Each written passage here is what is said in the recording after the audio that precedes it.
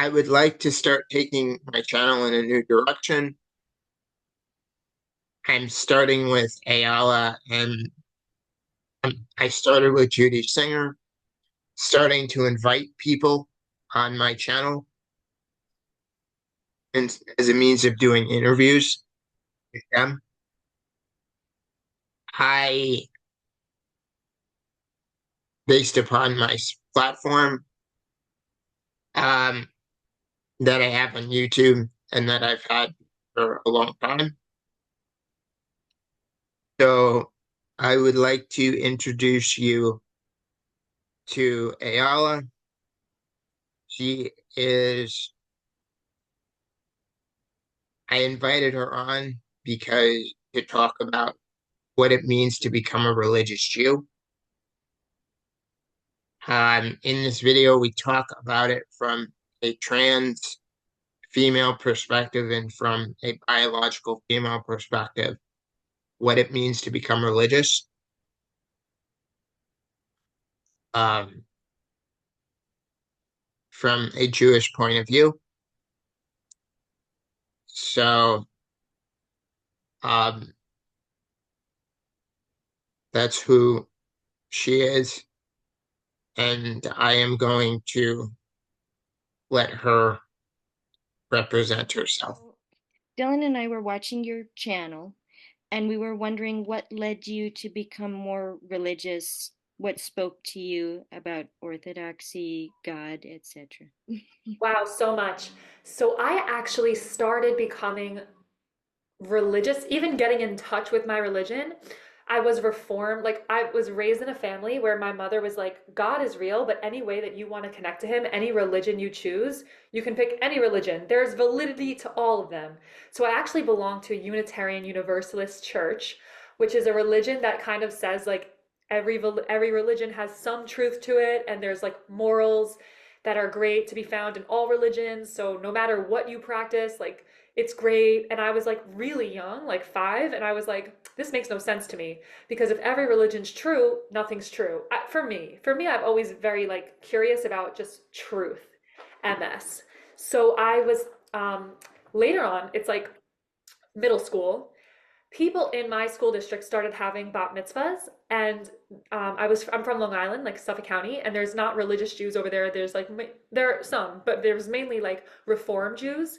So I started going to my friends' bat mitzvahs around like 12 years old, and I was aware that I actually was Jewish, but I was always celebrating Christmas, Easter. I would even go to church with my family for like midnight mass at Easter, because I just thought spirituality, religion, it's so incredible, and connecting to God and is so amazing. God is so like undoubtable, like undoubtedly true. And so I went to their bat mitzvahs, and I realized like, wow, there's so much truth and beauty and depth in my own religion, being Jewish. Why don't I explore that? So I begged my mother to put me in Reform Hebrew school classes at Temple Bethel in Huntington. And I just like every Thursday and Tuesday after school drove to the temple and like whatever, just very classic Reform Jewish education, just sang some songs and like didn't really do that much with it.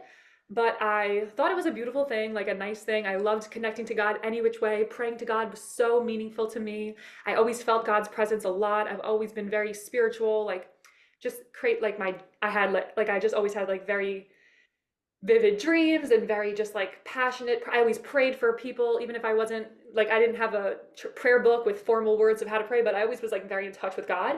So I begged my mom to put me in bat mitzvah lessons at my synagogue. I had a reform bat mitzvah.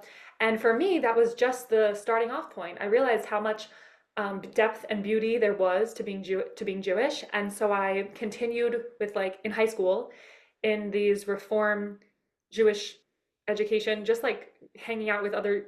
I think part of it was mainly social, if I'm honest, in high school and middle school, because it is such a great way to connect to friends and like-minded people, and just like being able to go eat pizza on Fridays with your friends, like at a temple. That's just fun. I was very social in that way, but I also loved the beauty of it and the values that it taught. But I was not religious at all. Like, I think we would turn on an electric Hanukkah light on our electric menorah. That was it. Like, nothing religious. Then I went to Israel on birthright. And when I went to Israel on birthright, this was my freshman year going into summer of freshman year going into college, I was just like moved by the being in Eretz Yisrael and just the vibes, the ambiance. It was not normal to me to see the ancient history of Israel and feel the spirituality. Being in Israel makes my Judaism come to life. And that's what I felt when I was like in Israel for the very first time. I was like, this is not normal. Like, what? I come back from Israel just from like a 10-day birthright week-long trip. I'm in Binghamton University and I'm still not religious at all. I was very into Israel though. So I would go to Hillel like on Fridays sometimes before going out to the bars. I was a bartender and like would just go to parties, whatever, normal college life. But before I would go, I was like, let me daven. I was like, let me show up at like Jewish club, like Friday night, like Hillel club and like say hi to the Jews on campus, whatever, with my friends. And then like we'll go drink after, like whatever. And so that was mainly social, but it was just a nice thing to do. It always left me with a good feeling.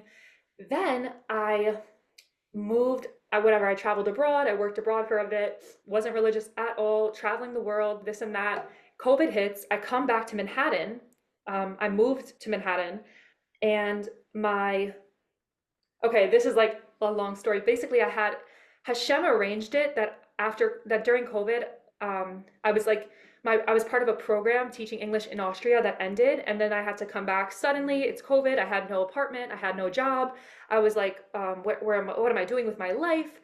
And for me, Hashem really rescued me and brought me to a beautiful apartment in Manhattan that was extremely discounted during COVID. Like rents were so cheap over here, and I was in this like fully furnished one bedroom apartment in Lower Manhattan, paying like $1,000 a month, living under my Israeli uncle. And it's like, how is this relevant? I'm getting there. So it was so crazy because for me, that was a miracle. And in my life, I had seen, wow, so many times in my life, miracles have happened like that where I'm at the lowest lows and something just brings me to the highest highs. Whatever that force is, like that, I feel God. So I was like, okay, this is not normal. I never in a million years would have predicted that I could have lived in Manhattan. I went from having no job, my program ended, I'm living in my mom's basement, just sad, feeling like I'm so behind in life. And then I got this incredible opportunity to live and randomly start working out of nowhere. It was COVID, it was a pandemic. How did I manage to do this? Not from anything I did, all from miracles from Hashem. So I was like, wow, it's undeniable that God is running my life in a way that is beyond anything I could ever imagine. And that fueled me coming closer to him as well. Then I went to the Upper West Side to connect to people just from a social standpoint, making friends and whatnot, for Shabbat dinners. And my Israeli uncle was like, he's not religious, but he's like, go there. He always put a really good taste in my mouth for like Shabbat Friday night dinners. Because even though he wasn't religious, he would always have dinner on Friday night. It really inspired me, whatever. So I was like, great, okay. I go there, amazing people, warm people. I made friends, which obviously like led me into Upper West Side Jewish life a little bit. And I started dating someone who was way more religious than me. He actually like graduated from Yeshiva University and he just knew about halacha and whatever. He was living out life as a from Orthodox Jew. He really inspired me because he showed me so much depth of my religion. At this point, I had been through the Reform Jewish day school system, which to me did like no offense to anyone who is practicing Reform Judaism, but for me, it didn't teach me anything. Like it didn't teach me anything. So for me, he would pray 3 times a day, and like he would teach me what the prayers meant. He would teach me the laws of kosher. He would teach me the laws of Shabbat, the value in keeping Shabbat. He taught me the Torah portions, and every week, like we would read the Torah portion and talk about how it applies to our life. I also got into a Kabbalah podcast, which I know is like controversial. A lot of people don't subscribe to Kabbalah, especially from certain places that make it like more watered down. But I was very spiritual. I was always into like law of attraction, crystals and whatnot. So for me, I was like, yay, Kabbalah. So I started listening to this podcast and to see like the depth of Judaism. I know I keep talking about the depth, but it's so true. Even if you're not Jewish, Kabbalah is like it seems like a universal spiritual system that predates all religion, and it feels like applicable to everyone, no matter if you like keep kosher. It doesn't talk about any of those rules. It just talks about spiritual realities that I was like, yeah, this is a fact, like energy and whatnot. So I was really like into that podcast at the time, and I'm dating this guy, I'm learning more about it. Eventually we break up, and he told me about this school in Israel called Neve Yerushalayim, which if you're listening to this and you're like, I've heard of Neve, should I go? Go, you have to go.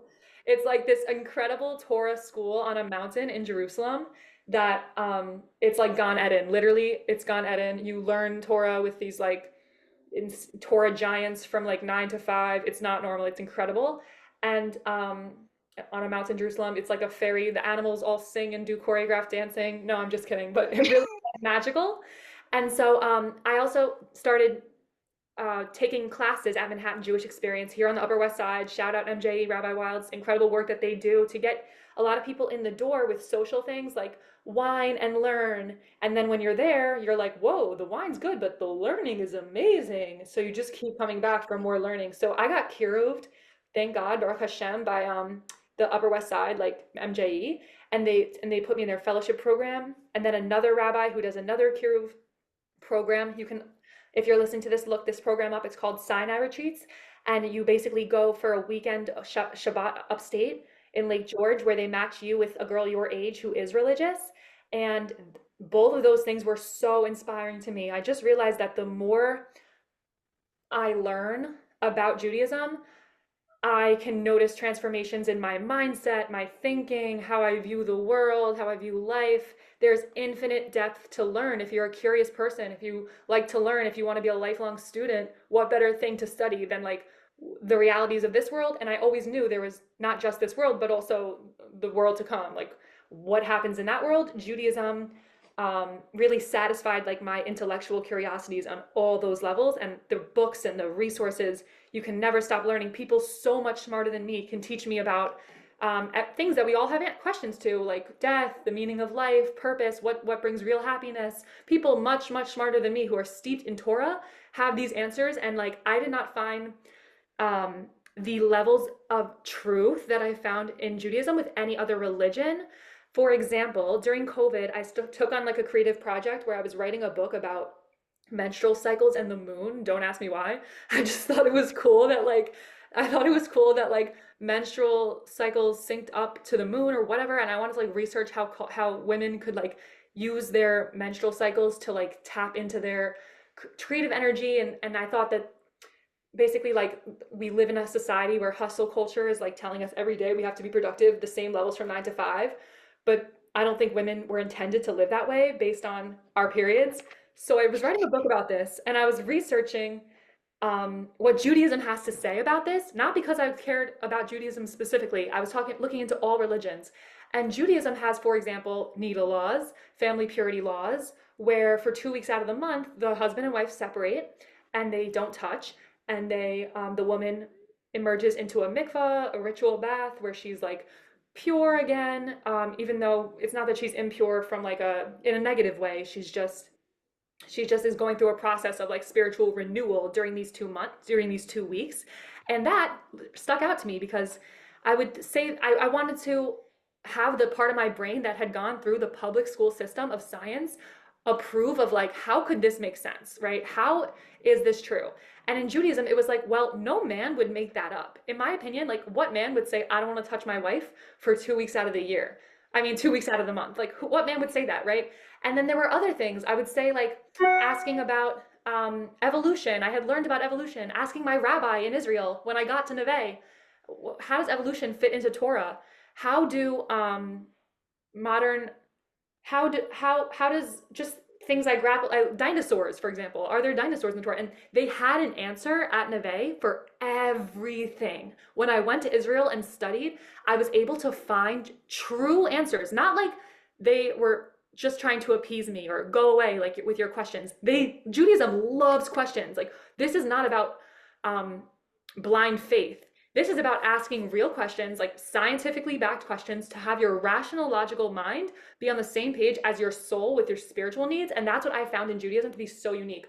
Other religions, I would be like, I don't, I felt like they weren't as welcoming to my questions, and they weren't so like they didn't make as much rational sense to me, and I needed both of those parts of my brain to be like fulfilled. Anyway, so I basically studied in Israel at Neve, and that's how I became religious. And then the rest from there was gradual. That was a super long answer. So I love it. since Go ahead. this is a discussion, I'll tell you my side of it. Okay. Um, I wasn't raised reform. I was raised conservative. Mm, Um, Having said this, I always had a relationship to the Orthodox. Um, because um my lineage includes people that are Orthodox, mm. um, including people who became religious as they got older, Russian. So even though I was personally raised them, I've always spent time with them, what's related to, and things of that nature. Um, Having said this, uh, I was raised conservative. So I grew up doing all the Jewish holidays. Uh, I was born male. Um, so I had a brisk at the prescribed time. It was a conservative synagogue, but I did all the ritual things. Um, um, and in so doing, I was actually born in your neighborhood. No way. Uh, yes, I was born at Beth Israel, Wait, what? Where's that? It sounds so familiar. across the street from Stocktown. Oh my gosh, you're from Manhattan too? Yes, but they kept a kosher house until my brother was born, and his allergies prevented them from keeping kosher at home. Oh, okay. So, but I was raised in the conservative movement. Okay. Which synagogue did you go to? One down there? Yeah, town and village. Oh, I love that synagogue. That's where my uncle goes. That's so funny. Great place. Yes, So yeah. you had more exposure to Judaism for sure. Well, I moved from there when I was 5, Okay. so I moved to Queens. Uh, okay. Having said that, and my grandmother became religious, and my on my dad's side, um, when she was young. So Oh, I wasn't raised religious, but I was raised among the Orthodox in a right. way. So, uh, anyway, uh, what happened was I was born, my brother was born before me. I moved to Queens. I grew up in Regal Park in Kew Gardens. A lot of Jewish people there. Yeah, I was gonna say. And yes, I grew up now. My synagogue there at first was the Forest Hills Jewish Center, Okay. conservative. Now, I was ultimately thrown out of there for the reason of my brother's behavior. He's severely autistic and intellectually disabled. Uh-huh. Okay. So they didn't want to have us around. Uh-huh. Um, Therefore, I had a bit of good news in my Jewish experience. Not only did I grow up around it, learning Jewish history, celebrating the holidays. My father taught history. My parents were school teachers.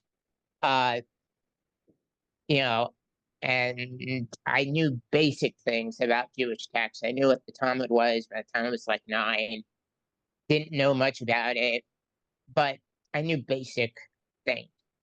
Uh, then I ended up because when I grew up in special education, so ultimately I at the time I had selective mutism, all these things. Uh, I have learning disabilities, all these things. Therefore, I end up being networked into uh, Temple Gates of Prayer. Mhm. It's a synagogue in Flushing, Queens. Now, that was a life-changing place because a lot of the kids there, they went to Solomon Schechter. Now, this was relevant because the rabbi there, Rabbi Fowler of blessed memory, he um, wanted to have a Hebrew school. His background, along with one of the teachers there, Susan Smith, one of the people there that uh, um, ran the Hebrew school, they both worked at Camp Ramah. So their idea was that they were going to have a Hebrew school class to help people prepare for bar mitzvahs, things of that nature, but do it all for special ed kids. So this is where I was exposed to more in depth the laws of the holidays, the laws of Shabbat. Now, granted, it was conservative, so the laws of Shabbat being like we all learned don't turn a light on Shabbat, but everybody drove on Shabbat who had a car. I grew up with had a car. Right, That's it always confuses me. I just wonder so much when do people say like because not even to be a rabbi or anything, just if you like for me, I would immediately be like, wait, why can I not turn on the light, but why can I drive? You know what I'm saying? Like, are there people who yeah. ask those questions?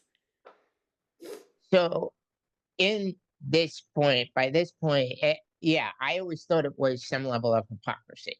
I'll get Yeah, of into course more it of that later because that ended up causing me issues later. In so doing, I had my bar mitzvah there. Uh, so while I was in the Hebrew school, though, I actually was an atheist, a militant atheist. Now, granted, they treated me much better than anyone else did. The school system was terrible to me.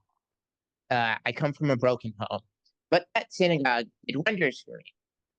You know, I loved being Jewish. I loved the holidays. Right. You know, they taught me about the importance of wearing a yarmulke. As I will get into later, this Rabbi Feller of blessed memory, he was also militantly against egalitarianism, uh, which is unheard of in conservative synagogues today.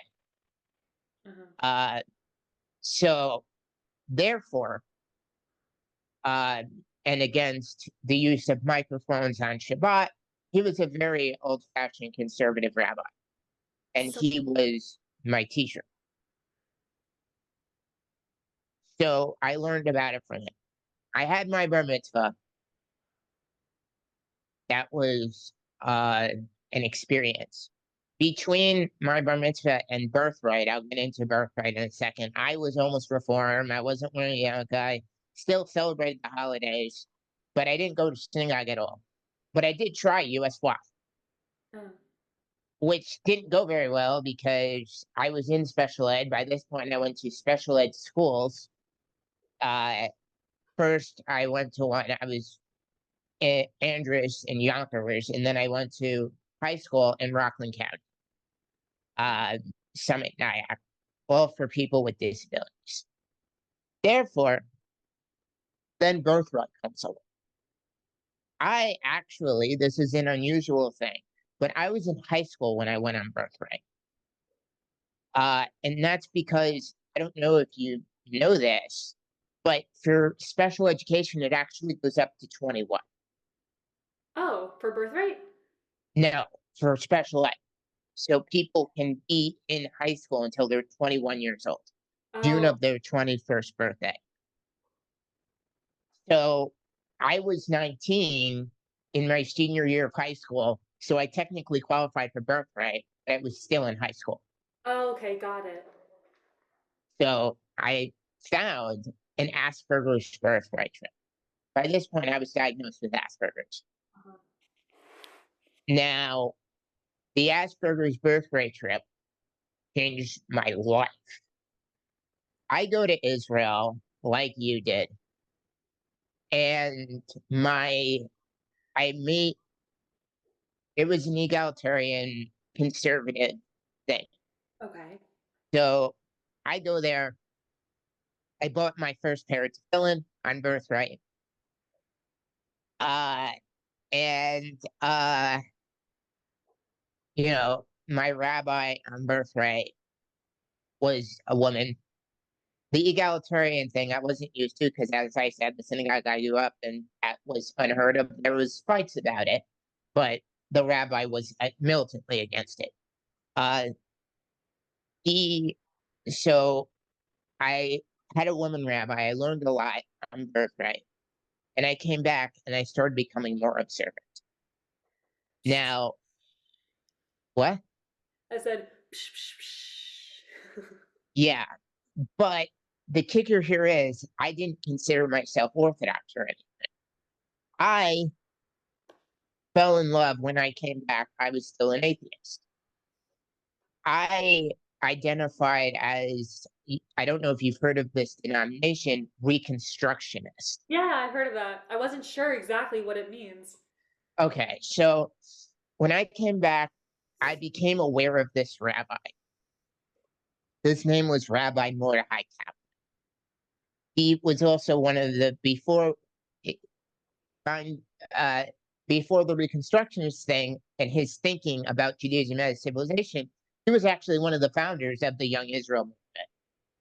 Interesting. And he worked at JTS, the Jewish Theological Seminary, as a professor. So I fell in love with this idea. It was the idea was essentially that Judaism was a civilization, is a civilization, that Jewish peoplehood can be the basis of the entire faith. So whether a person is an atheist, is not an atheist, the whole thing is uh, every community, religious community or otherwise, every tribe in the world has rituals and things that they do that Right. define their whole thing. And as Jewish people, this is what we do, and we conserve that. Yeah. So it was born out of the conservative. Mhm. Uh, Now, I was very interested in this thing, in this idea. Now, not just because, from an Asperger's perspective, social interaction and connecting with people is can be very difficult for autistic people.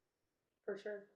Now, the other problem, so I decided that I was going to take on this movement and become and do everything based upon that. And the rituals, he considered them to be folkways. The whole thing was egalitarian, and the Reconstructionist Rabbinical College was born when he died. Um, at the same was born when he had died by his brother-in-law. Uh, in so doing, just outside Philadelphia. So I fell in love with him and his book, Judaism as Civilization. At the time, I didn't have an accessible copy of it, so I didn't read it, but I saw a lot of stuff about him and I started doing a lot of research on Judaism. And I started trying to wrap the thought.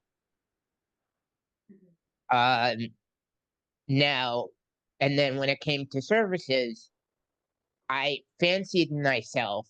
This was another thing that happened at that time as a very, very progressive person, uh, socially and otherwise.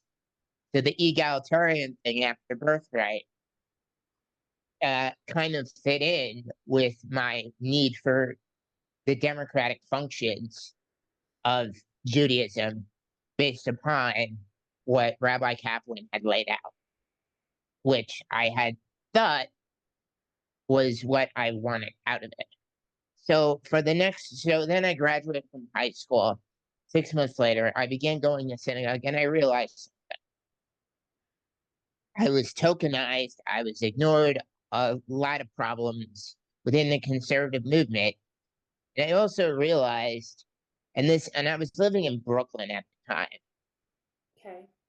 Uh, and then and then I also realized I started becoming very disenfranchised. Everybody was much older than me at the synagogue. I was This like every 19. synagogue. Yeah, I Okay. was going to, and some of the rabbis were gay. I was very into that, you know, but still very traditional at the heart of it. So therefore, I decided, then I'm like, okay, I graduated from high school. 6 months later, I decide I want to go to Hillel. I had a lot of problems in college. So the first school I ended up in didn't actually have a Hillel.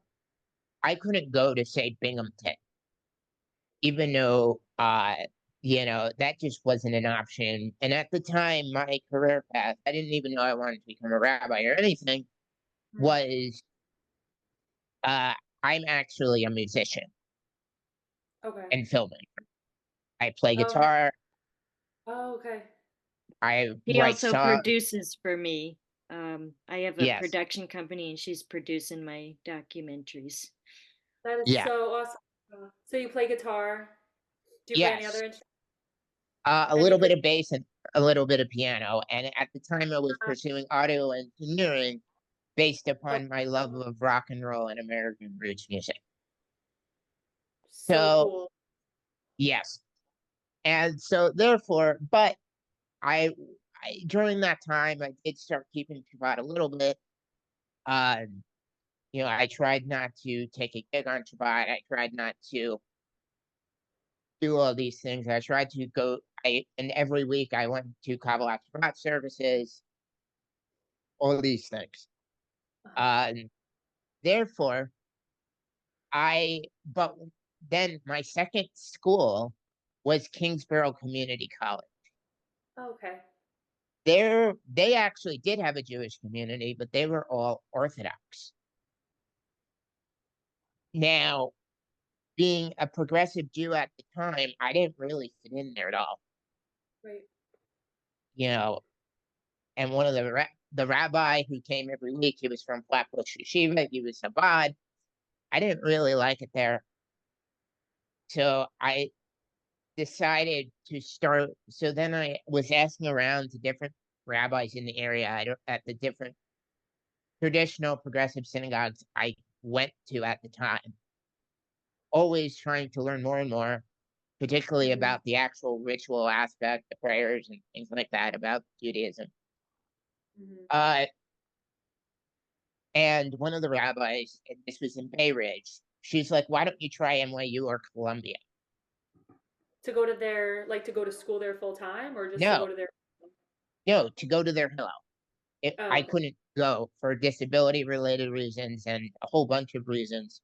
For me to actually apply to school to these places would have never happened.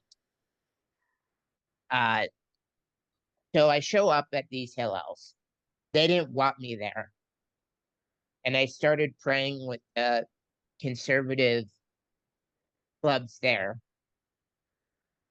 Uh, NYU practically threw me out after a while. They didn't want to deal with the disability. They're like, "You're not a student here." Right, that makes sense to me. Like, I didn't even know you could just show up at their Hillels if you weren't a student. Yeah, yeah. So I did go. Granted, I learned a lot That's uh, good. about uh, Israel, about the prayers. So occasionally I would basically walk in on a Jewish learning event. At Columbia, that was a little bit harder because everybody there was at JTS. They had a more advanced level than me, and they Okay. all went to something like Solomon Schechter, clearly, and they were all more observant than I was at the time. So did you feel like kind of isolated? Yeah, yeah. And there was nothing for the disabled. It can be very polarizing, unfortunately. Yeah. So what happened was I decided So at that point, I was networking around to all these different hillels and shul hopping on the Upper West Side. Okay. I decided that, and I would just commute from Brooklyn. Uh, so I decided after a couple of years of doing this, a rabbi comes to me. One of the rabbis that I had known from the Hill says, because also at that time, I've always done a lot of advocacy work on the behalf of disability. Okay. I've been doing it for the last 10 years. Hmm. My rabbi at the time, one of the Hillels, he's like, you should just become a rabbi. Whoa. That's quite a big step. Yeah, that I should become essentially a Reconstructionist rabbi. Wow. What did you think when you first heard him say that? Well, there were a couple of problems. I had a lot of problems in college. So I wasn't even sure if I could graduate to make myself qualified to even go into a grad school program, which is what it would be. Okay. So, and then I had like just the social side of Yeah, how she would I do literally that? said, I don't have the social skills for that. And Right. I said, why not? Because her social skills didn't seem that bad to me. I met Dylan in 2016, just so you have a timeline of Yeah. this. Mm. So then what happened was very interesting. So for a couple of years, so then I decide, okay, I'm going to do this. Then I finally find a school that's willing to have that being Empire State College in New York. They have a rabbi program? No, I was there for undergraduate. Oh. Yeah, you I need to wanted, take the secular stuff first before you right. can do the, yeah. I wanted to do a minor in Judaic studies to Okay. prepare me for rabbinical school, but they didn't have minors. So I was a history major and I specialized in the history of grassroots movements. Okay. But there was a very interesting change by that time that ended up setting the tone for the rest of my religious uh, epiphany, which is that I don't mean to get political, but this is when I decided to walk away. I don't know if you've heard of a thing called walk away. No. Uh, okay, so there was this started at that time. I began to become very frustrated with certain aspects of the whole progressive situation, which these synagogues were very political, and they still are. Like what, for example? Oh, okay. So they would be like, uh, these synagogues would say, you know, the egalitarian thing, we're a bunch of feminists. And I'm like, I support equal rights for women, but I wouldn't say that I'm a feminist. Then they'll say things like, and then they'll say, we are actively supporting the Democratic Party. And I'm like, well, who are you to tell me how I should support that? And they So had very you big didn't ego. What? so you didn't align politically so much with them anymore. Well, it wasn't, it was a process. So the first thing that happened was I, at 23 years old, I got a new diagnosis, which was gender dysphoria. I ended up transitioning. Uh, they tried to convince me that I was a woman. Mm. The shul did? The synagogue? Yes, yes. I found that particularly harmful. Wait, What? the synagogue, why would they do that? Like, Because they're they're on board with the LGBT agenda, particularly so at so what's in yeah, it for them? Like, why do they nothing, have a nothing. It's a virtue signal. Okay, so they're just trying to say like we support LGBTQ people so much that we're like fully like do this, like we Yeah, support you, promoting you. Okay. yeah, Yeah, so it's like, we don't want to seem transphobic, so we're going to say if you say you're a woman, you are, and yeah, that's caused medical problems for Dylan as well, where they're yeah, not acknowledging certain biological facts about her yes. needs, and that, Uh-huh. can be dangerous. We'll link those videos in the description. I have 3 videos that I made so far. Wouldn't that be Uh, the response you would want from your synagogue? Because otherwise, no, no, because that's not consistent with Holocaust. like I don't understand that because I was born male, right, but if you said you had gender dysmorphia, so if you came to gender them and said dysphoria, yes. gender dysphoria, sorry. So if you said to them, I have this diagnosis, then wouldn't it be worse if they were like, "Oh, we don't acknowledge that diagnosis and we No, don't care, we're just gonna still no, relate to a no, man? no. The That would law not is the law. No. how so? I'm not understanding because I thought my impression was like if you want to transition, you want people to acknowledge you as what you Yeah, transitioned. yeah, you want trans people should be accommodated in society, but that doesn't mean, but there's also Jewish law to consider. Okay, so what were you expecting them to say? Like in the best case scenario? Nothing, nothing, nothing. I went on, I was, and the same thing happened. I was treated the exact same way, and I asked them to do nothing. I did go through a name change ceremony. Uh, I took on a female name, that was fine. Sometimes when I did go to Orthodox services, I had mixed feelings as to how I was going to handle that. At that point, being trans, I have different views on it now, but uh, I, but yeah, it was a very hard time. Then COVID hit.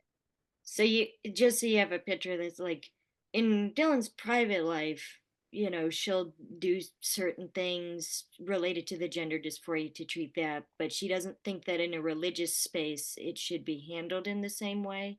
No, So like I will refer to Dylan as a female because I work with her and we're doing like secular activities.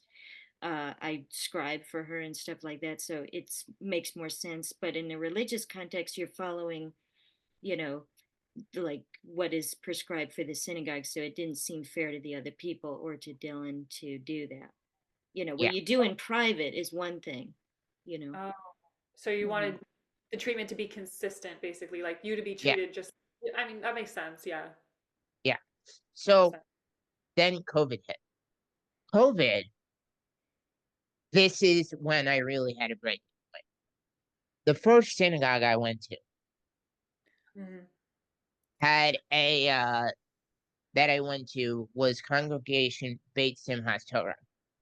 Oh, I've They heard of it. are an LGBT synagogue in Uh-huh. Midtown. Uh-huh. I've Now, heard of it. they were the first time I saw a synagogue doing a live stream of their services, which I, coming from that rabbi when I was a kid, knew that that was not allowed. I found that unacceptable uh, because my childhood rabbi said that that was not good. Mm. Uh, now, but my first impression was before COVID that I didn't really care because it didn't involve me and I wasn't expected to run that equipment, even though I'm Yeah. trained to, I know how to. So next thing I know, COVID hits. All the synagogues shut down. I was actually kicked out of a bunch of them right at the beginning of COVID. That's awful. Yeah. So therefore, Medically, she can't wear the mask because of the well, seizure disorder, so they kicked her out. Oh my yes. God. It must have felt so like I just don't fit in anywhere. Like, why Yeah. would anyone accept me? What a horrible feeling. Yes. And it's the exact opposite of what Judaism is supposed to feel like. Well, right. So then they said, well, okay, we're gonna do all our services online. And I'm like, you can't do that. Why? Because under Jewish law, that is clearly not allowed. Clearly, yeah. And then Jewish and then the conservative rabbis were like, well, we amended the law so we can. This is an emergency situation. And I'm like, okay, but I don't agree with you. I am logically to the right of you, and that's fine. I can disagree with a rabbi. I don't care. But, and then the congregants would become very militant and tribal and say, our rabbi says we can do it. And then it's like, then I would say, well, I'm not okay with this. I am not comfortable with this. I've gone to 2 services online. I did not like it. And I decided, and then they were running it. They're like, we actually have a minion here on Zoom. I'm like, no, you don't. I'm in a room alone. And then it's like, and then I said to them, and then after a while, I just dropped out of the conservative movement. Mm, At this point, I continued my own practice. mm, I didn't start going to Orthodox yet. So what I did was I kept on doing services through adaptive technology, which I don't count as a part of that. At first, for my dyslexia, uh, I have an audiobook of all the services. oh, So, therefore, because I couldn't read Hebrew at the time, therefore, I did that. That was simple. And then I was living in Bayside on the Department of Developmental Disabilities. And I did a Shabbat dinner for myself every night. And I just ended down in Friday night services like I would have done anyway. Then, after I did that, I did the next part of it, which was I did find one synagogue in Whitestone that was open, that sure enough had working class Republicans running it who weren't really on board with all the mandates anyway. You know, and I started going there for a while. Wasn't the easiest to get to. Uh, and then after that, I moved as a part of my whole walkaway thing. I decided to leave New York mhm. after discovering Jordan Peterson. No way. How did Jordan Peterson play into that? And where'd you move to? I moved to Austin, Texas. Oh, okay. And how did Jordan Peterson impact that? It very simply. So his self-help ideas. So first I found what happened was first I found Blair White, and I found Dave Rubin, and then through Dave Rubin, I found Ben Shapiro and Jordan Peterson. Therefore, I decided, the whole idea of take care of yourself before you take care of the world. Well, therefore, I realized that OPWDD was going to ruin me for a variety of reasons, financially and otherwise. I was on this program, self direction. It really didn't work. My apartment in Bayside wasn't really going anywhere. And I didn't like the program I was in, and I didn't like being forced to live on welfare. Therefore, uh, I decided that I was going to uh, uh, move to Austin because I had thought that, first of all, I could get a job there once I'm done with college. And I was able to do that with financial aid money from Empire. So I was going to school online, and then I decided, well, I can live wherever, so why don't I just move to Texas? Mhm. Uh, you And then know, she went to Israel. Don't yes, I'm leave that getting out. to that. So I went to Texas I was there for a year. Then when I first got there, it was okay. So they had a conservative synagogue there.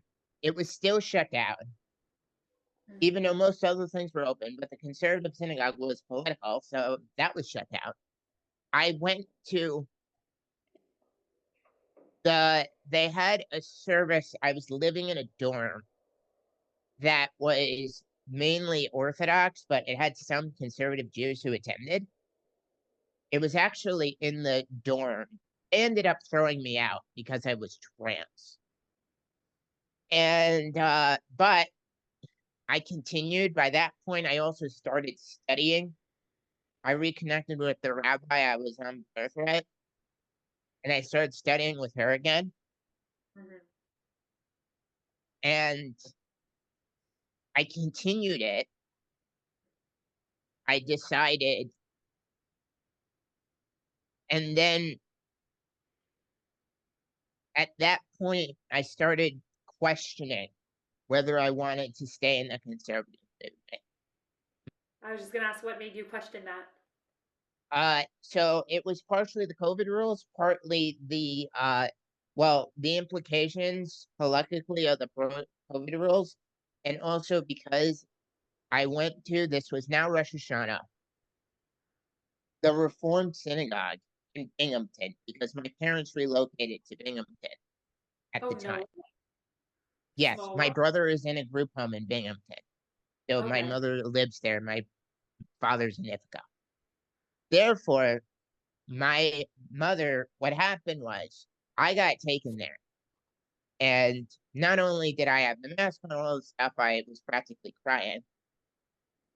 I had to deal with the fact of something of a rather graven, from my point of view, a very, I had to, as a part of my social conservatism that was developing at that time, Mhm. I became very militantly pro-life.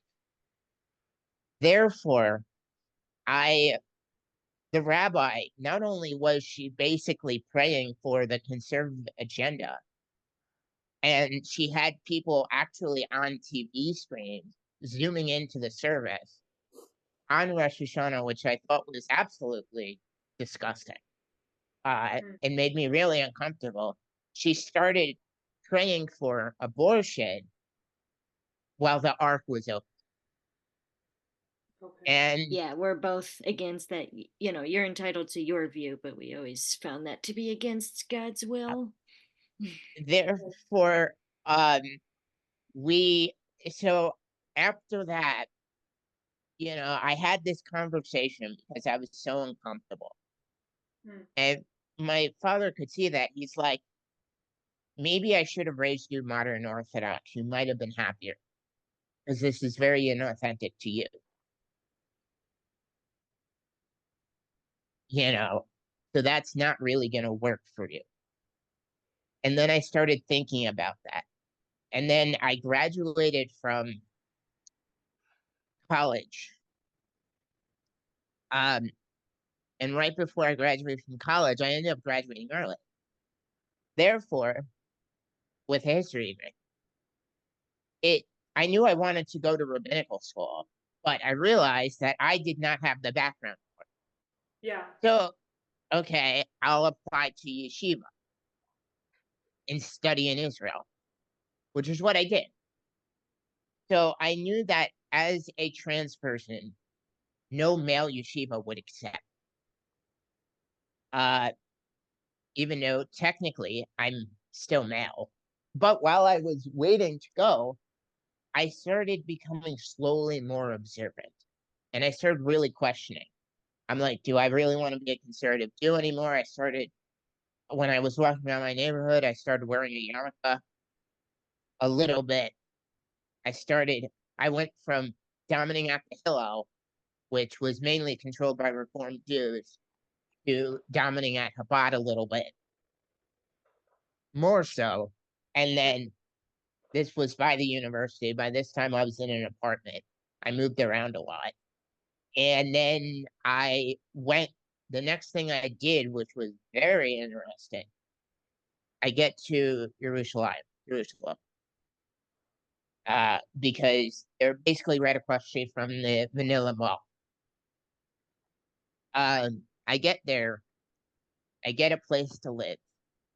And unfortunately, for disability related reasons, I end up the falls through. So I was in Israel practically with nothing. Oh. Hmm. And the program was supposed to be funded. Right. Okay. Not a I great did have, situation. yeah, I did have some money coming in because I've been on Social Security most of my life. So, Israel money goes further. right, except for when you deal with fees from the bank, international fees. So, Conversion fees from US to yeah, shekel. Right. therefore, the next thing that happens was very interesting. On this particular Shabbat, I was on a WhatsApp group because I was supposed to, and they are having a bit of a Shabbat gathering. Nothing to do with it, just like for students or whatever. So I go to the Shabbat gathering. Okay. Also, I'm just And gonna grab a charger, but I'm just turning my camera off while you're speaking. I can still hear you. yeah, It's okay. I go there, and somebody recommends this youth hostel in Spot called Ascent. Oh, I've heard of it. It's so nice.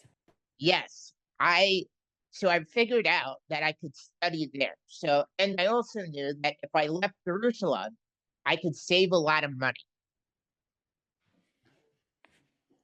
So, uh, therefore, uh, I go to Ascend. Uh, on so therefore, I decide that first I was in Jerusalem for a month. First, I do a pilot trip up to Sfat, which I had gone to on birthright.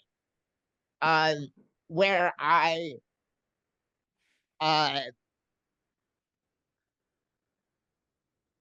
just to see whether I could get an Airbnb, get a place there, see, Ascend. And then from there, once I got settled there and realized that I could do it, I realized something. I had a rabbi uh, who I worked with who was in Boston, and a lot of the materials to do Jewish learning have been digitized. Yeah. So I realized that I didn't really need a yeshiva. And I had the classes at Ascend, and I stayed with an Orthodox couple, one of which was an Indian Jew. Oh, no way. So did you just do like make your own schedule? Yeah, I went online, and first I took a class in Kabbalah for free, and all these resources were little to no cost. Uh, Yes. I Where did you take that class? I'm always looking for like new classes on uh Kabbalah. intro to Kabbalah. It was on I think it was edX, Ed. where different universities post up different classes Oh, for it was from a free. university, like from college. Yeah, yeah. Okay. It, I took a class intro to Talmud a couple years back before that from the same way, and it was meant to take 3 months. I finished it in like a week and a That's amazing. half. Sometimes though, I feel like the university classes offer a really different perspective on it because they're not geared towards like religious people as much as just like Right. like academia. It could be different. Part of the reason why I was able to study so quickly is because I have Asperger's. Part of this is the hypersensitive focus. So these texts became my special interest instantly. So first I did that. Then I went on Safaria. Safaria, I realized, was screen reader enabled. So I read the entire Talmud in 1 year. Oh, wow. I uh, read every book that I could find. I also had books left over from when I was studying in Texas, so I finished all of those. I read basically the entire Torah in 6 months. The first part of the Torah, the five books of Moses, in 6 months. Then I studied the prophets very quickly. And then while I was in Spot, I also started, I started thinking about it, learning more. Hmm. There was only Orthodox services there, of course. So I began going to Orthodox services. And then I was thinking about it. And then decided, well, I'll start taking on the mitzvah. because that way I'll learn by doing. Yeah. That's when I bought my first pair of TT, Oh, uh, which, of course, I had a tallis having a bar mitzvah and stuff. I've had many tallises over the years. yeah. Um, but in so doing, I had the TT. I also learned about the minhagim, the customs of the Indian Jewish community, which was nice, considering my Wow. family members had experience working with the Ethiopian Jewish community. And I got a chance to spend Shabbat with Indian Jews. At one point, I went to Mincha at an Indian Jewish synagogue. So I would love to do that. That's so interesting. So you must have been in a Yes, completely different place at yeah. this point of your journey than when you first got to Israel. Oh, yeah. It was an amazing thing. I will say that as a trans person being in uh, an area like that after a certain point 24/7, after a month, I just wanted to go to Tel Aviv Pride because I'm still trans and there are mental health implications So do you of feel like being you're able to fit in more a little bit with the Jewish community over there in Sfat, or do you feel like you were still experiencing what you experienced here in America? no, I fit in better now with the Orthodox Amazing. than I do with anyone else. Interesting. The, and then I started getting books. And then from there, I also started to read Orthodox Jewish law. Particularly, what started to change my mind was I started to read the Shulchan Aruch. Uh-huh. And in the past, I was a very progressive Jew, so much so that when I was in high school, I wrote an essay on women in tefillin. That was not favorable to the idea of women not wearing tefillin. So I changed my mind. Uh, and became basically Orthodox. Then I left Spot and moved to Migdal Halamek, a development town in the Galilee. Then Oh, from there, I decided, then I ended up going to Haifa. Now, while I was in Migdal Halamek, I was actually there for Pesach. Uh, where for the first part of Passover, I was in Jerusalem. So I went to the blessing of the Kohanim at the Western Wall. wow. That must have It been was amazing. a life-changing experience. Wow, what After, about it? So incredible. well, so I had to hide being trans, which was a small sacrifice. And then I'm a historian. I studied history. Uh, I knew about the temple and temple civics, and I spent a lot of time in the old city at that point. So it Right. was just an amazing experience to experience history in that way. Uh, Wow. and then after It's that, I go incredible back. how in Judaism, it's incredible how in Judaism everyone has so many different things that draw them to it and that like attract them to it. Because it's like our brains all work so differently. What attracts you to it, it's like would never attract the next person or me or the next person. It's like so unique. It molds for everyone almost, but it's still like Yeah. And then I had a question for you, Ayala.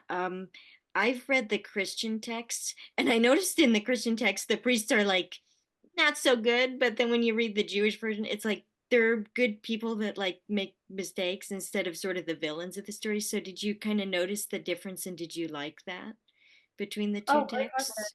That's Yeah. a great question. I wasn't as well versed in Christian texts, like theological texts. I was just like a little kid, so I didn't really delve into it that much. So I don't know so much about like Christian, how priests are in Christianity.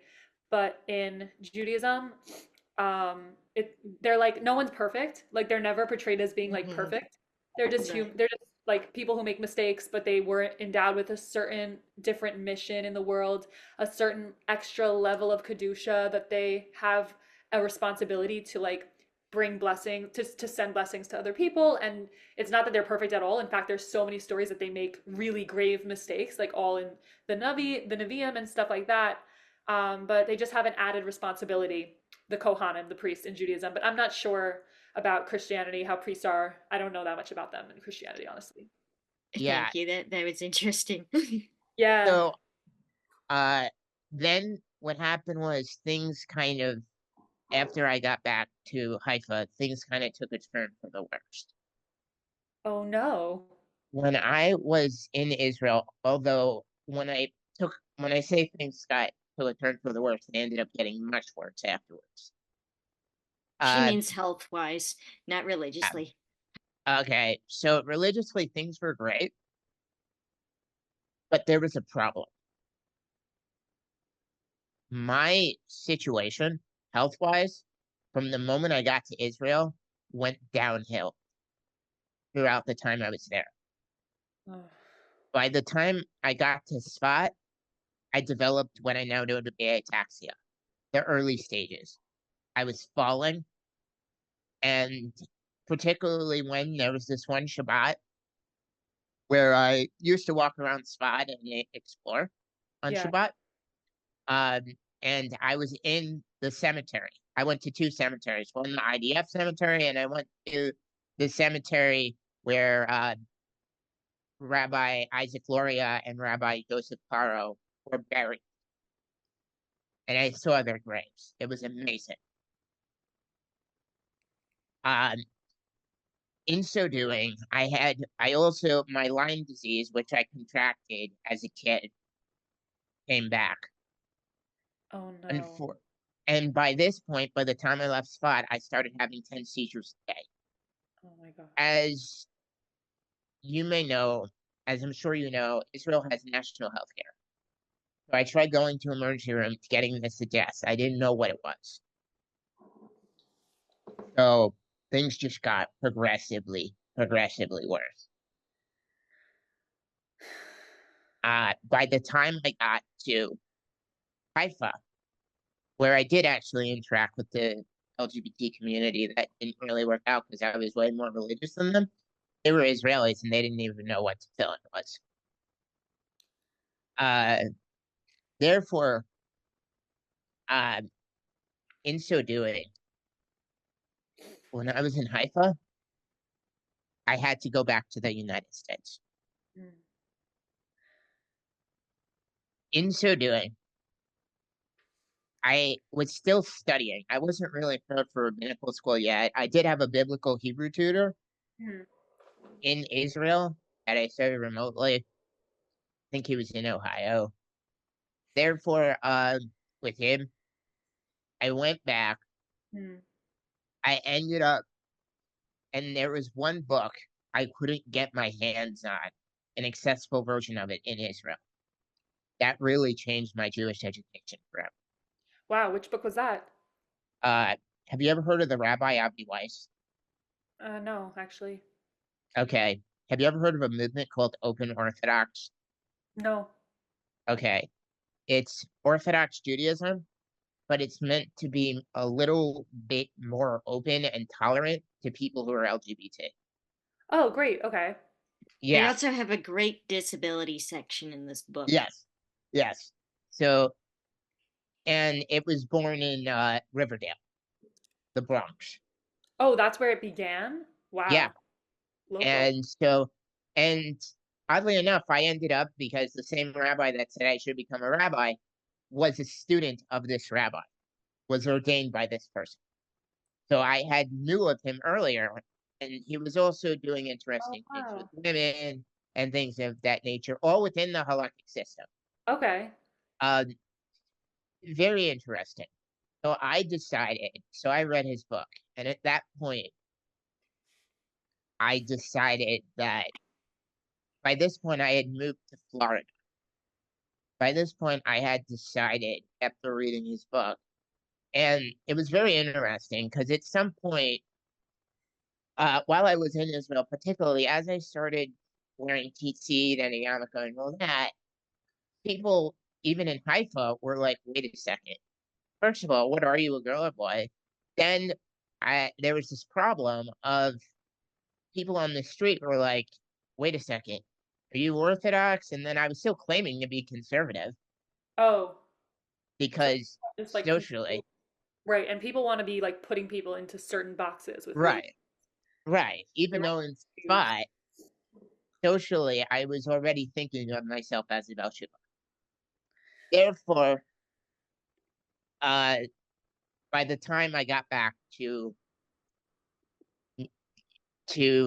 Florida, I read Avi Weiss's book and I decided that I wanted to become Orthodox and just go to there. Now, oddly enough, when I first got to Florida, it was either in the place where I was living, Pensacola, Chabad, or a conservative synagogue.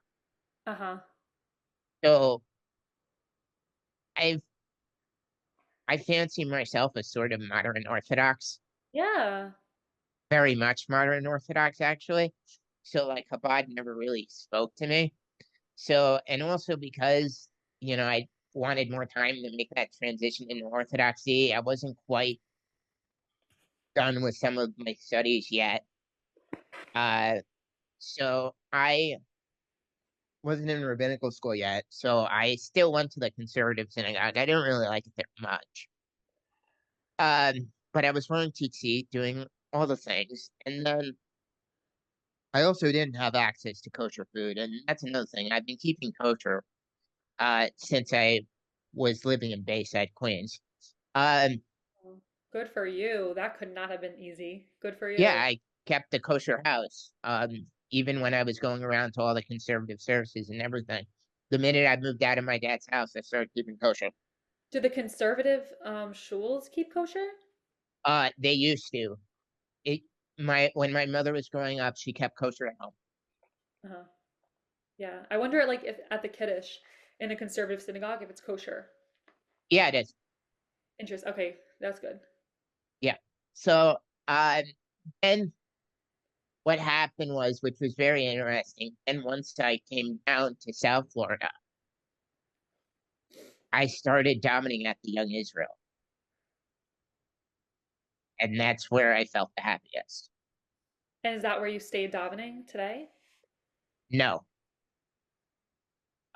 unfortunately, the rabbi didn't really want to have anything to do with me That's because they had thought that as a trans person, I was there to be a rabbi. you were there to be a Rabble-riser, I was going to basically start problems with people. I sat on the men's side. I dressed androgynously. The rabbi didn't really want to deal with me.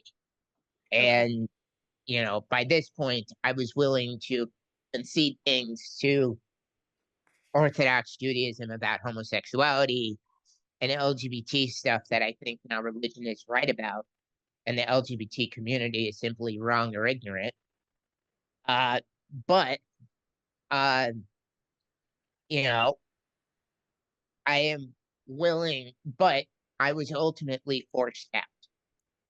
Like when you say that the religious community is right about and the LGBTQ community is wrong or ignorant about, what do you mean?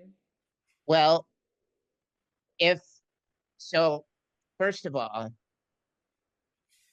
this idea that trans women are women and trans men are men is false. It's false in biological terms and it's false on religious terms. Um, in the book of Bereshit, God creates man and God creates woman. None of this other stuff, you know. And the issue of homosexuality, um, while I believe in gay marriage on a civil level, I don't think, I think it's completely understandable, societally speaking, why people would have their doubts on the efficacy of homosexuality because it doesn't lead to children. Yeah. And that is the purpose of starting a family. Okay. So, therefore, I do not believe I'm no longer as progressive on those things as I used to be. Right, right. Me too. I found that when you're growing in your religion, it's like you become more right wing and more traditional and more conservative, and even unintentionally. Like I used to be the most liberal, progressive.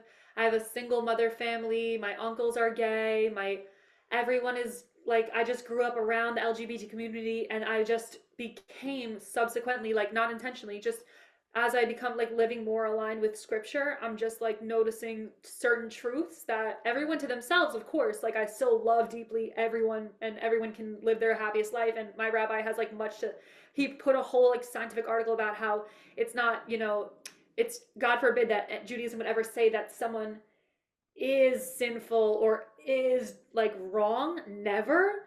But just that the Torah, like when you look in the text, does happen to say, like, unfortunately, I don't know why, like it literally just reads that like sleeping with a man as a man is wrong. And like, I don't know, I didn't make the Torah, I don't know why, like I love gay people, like I grew up Yeah, like it is what it is. So it's so hard to grapple with if you're progressive like us. You grew up in New York City, like it's so hard to grapple with. Everyone you know is amazing and gay and so nice and spiritual, and that's fine. It's just like, how do we grapple with these two worlds? I definitely noticed I became more traditional myself too, and whatever. My even I feel like yeah, as you age, even if you're not religious, you I think become like my mom became more like traditional too. I feel like people in general as they age can become less liberal, maybe. yeah. So I actually, so this is interesting. And then the whole trans thing came along, and then it was like, well, okay.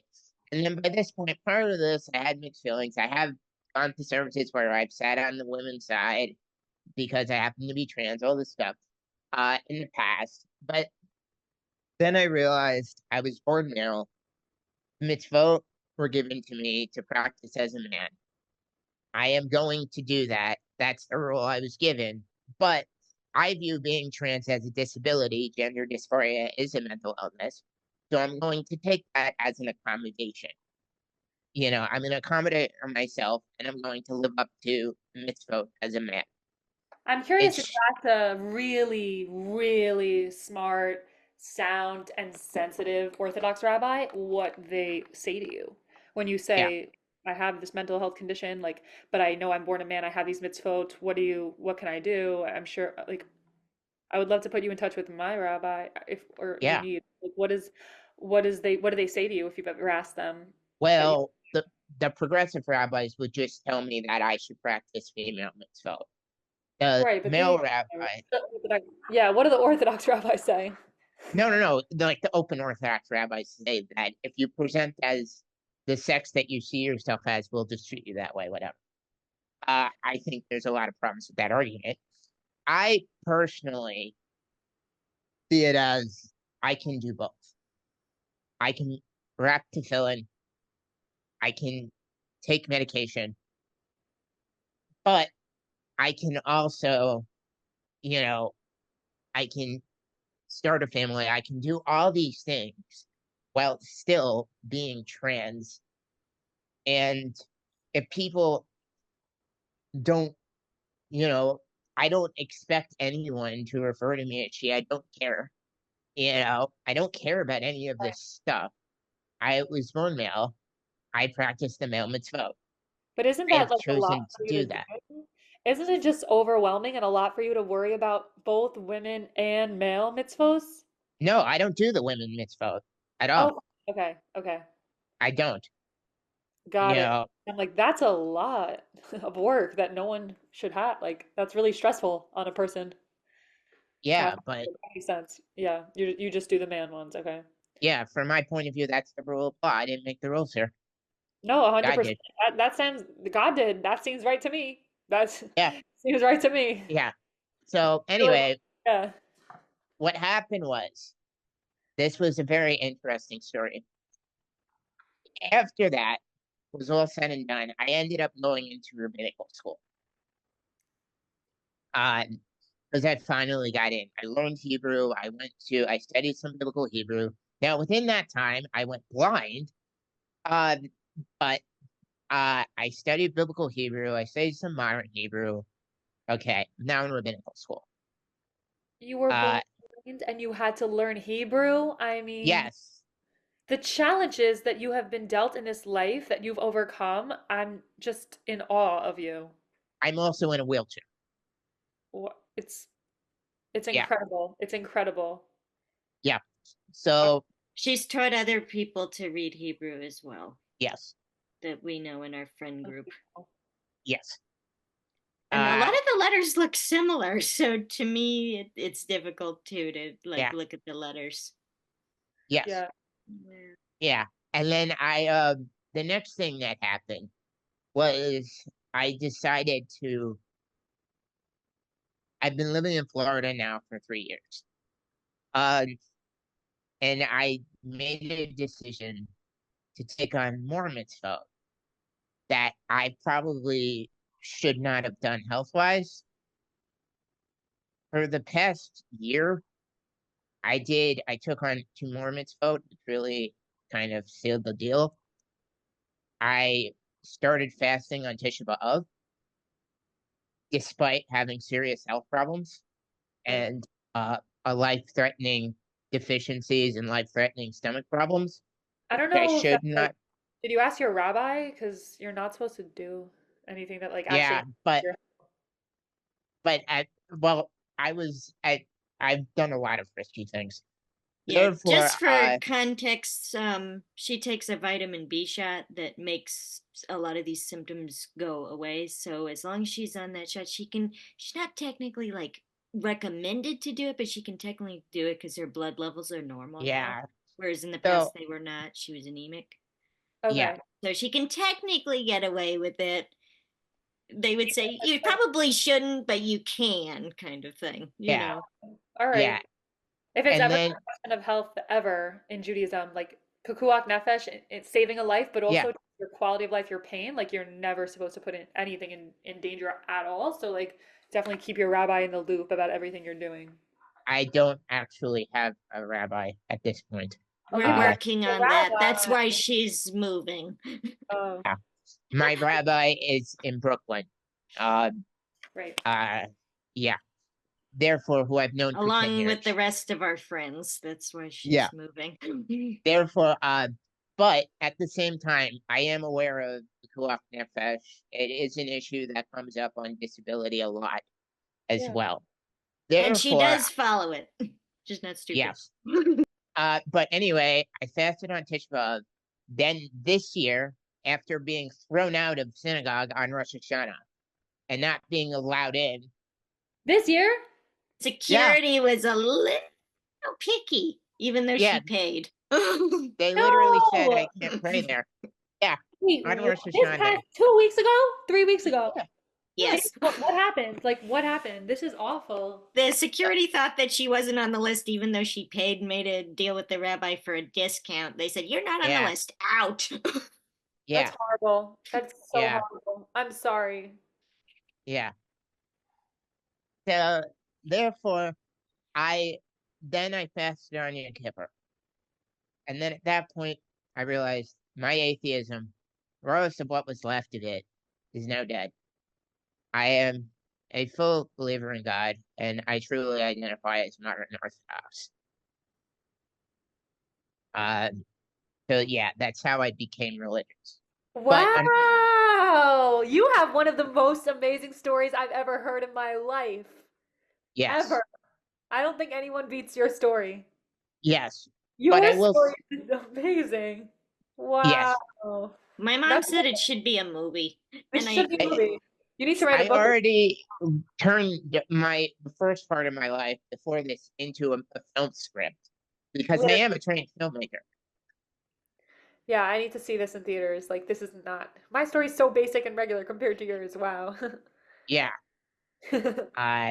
but yeah, yeah. I do that. I but yeah, I do basically everything now. Uh, I've made a bunch of videos about it, and it is so much more fulfilling than the life I had before. What do you find to be true? I have a few two questions. And then I want to hear any questions you have for me. And I also want to let you know that around 2:40 I have to hop off. So like 20 more, 10 more minutes, 12 more minutes. Sure, that's fine.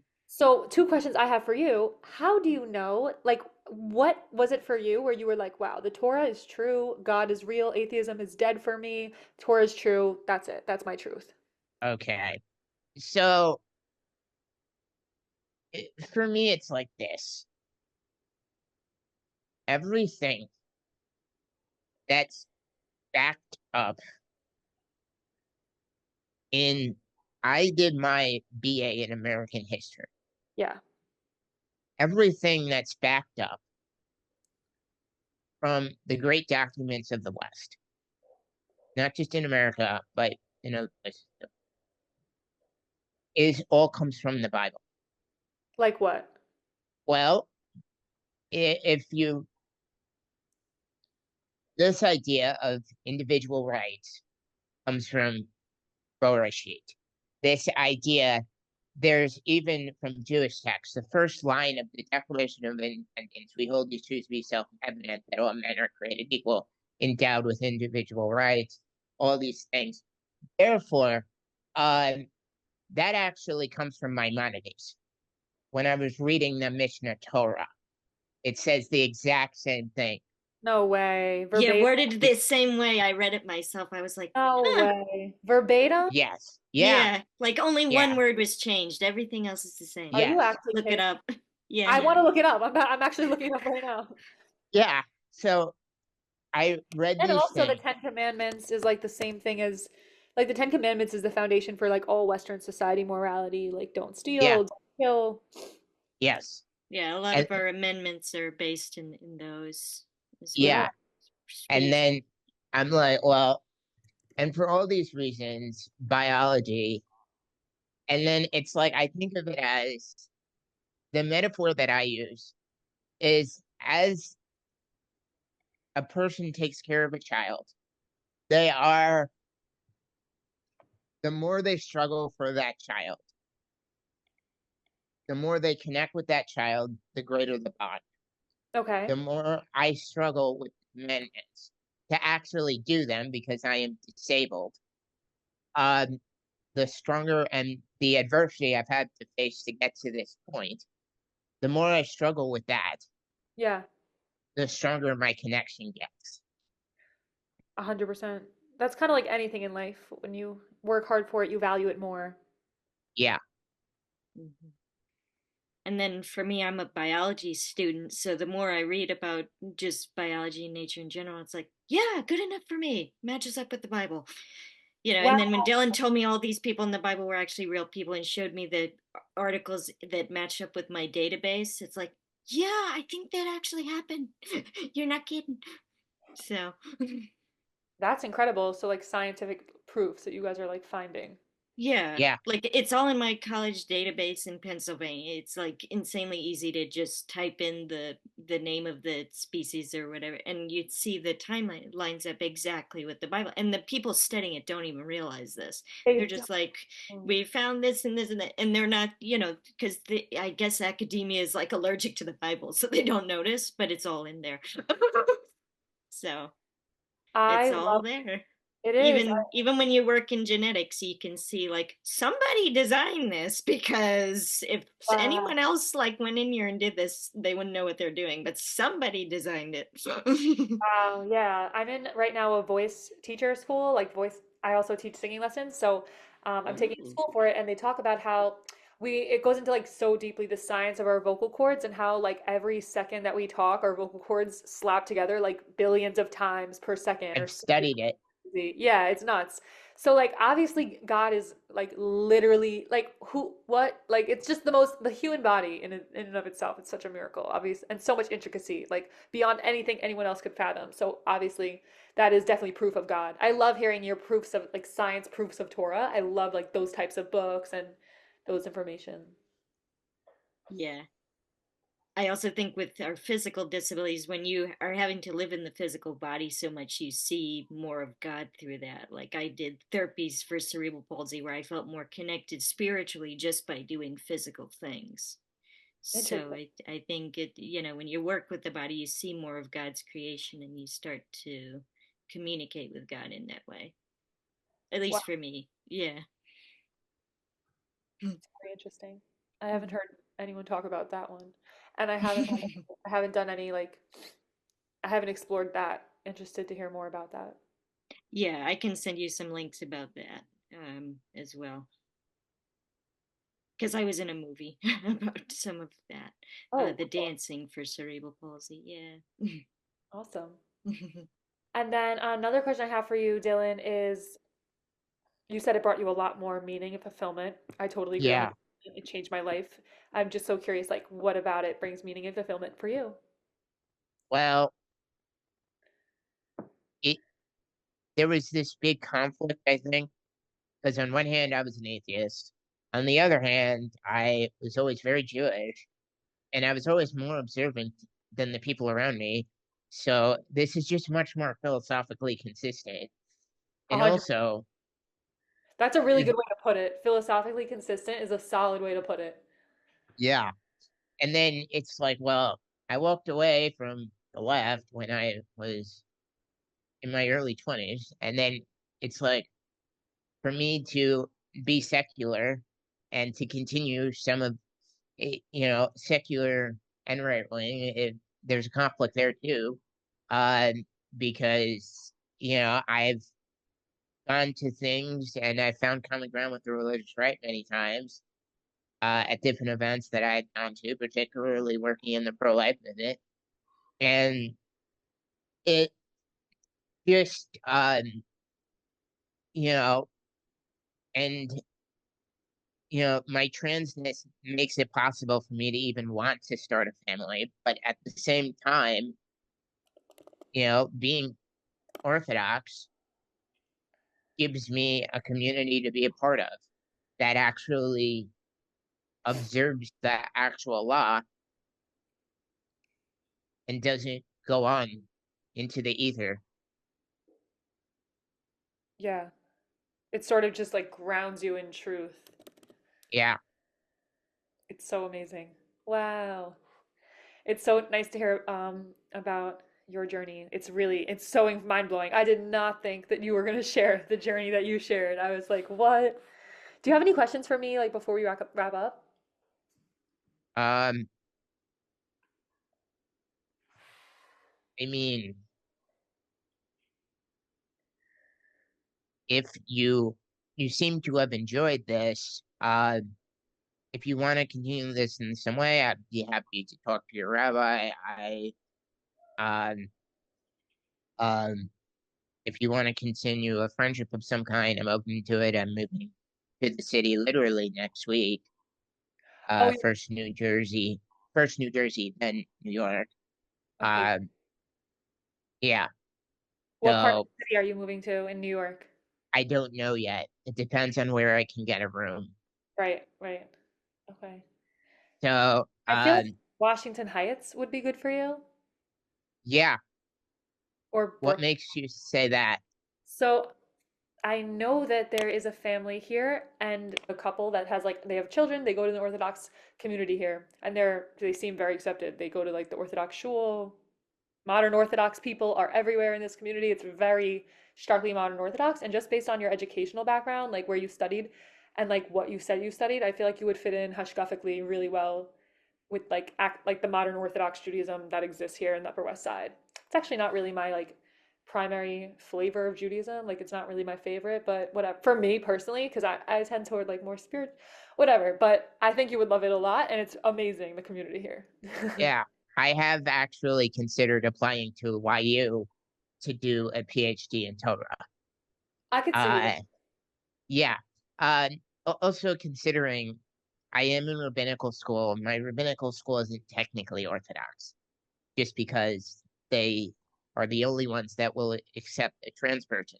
Also, And for different, accommodate the disability as yeah, well. and but they do let me use the Orthodox rabbinical manual and interpret Judaism however I want. What school? You're in rabbinical school now? Yeah, Oh, okay. You're doing it online, right? yeah. Oh, okay. Nice. When are you gonna get smicha? I don't know yet, Good but luck with that. Hatzlacha. yeah, Thank you. yes. But yeah, I'm going to see what I can get. I guess we can keep in touch. For sure. This was Uh, so interesting.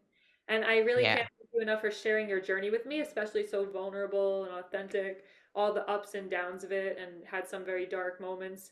And so it was really special to hear that. I haven't heard a story, anyone's Balchuva story like that. That was amazing.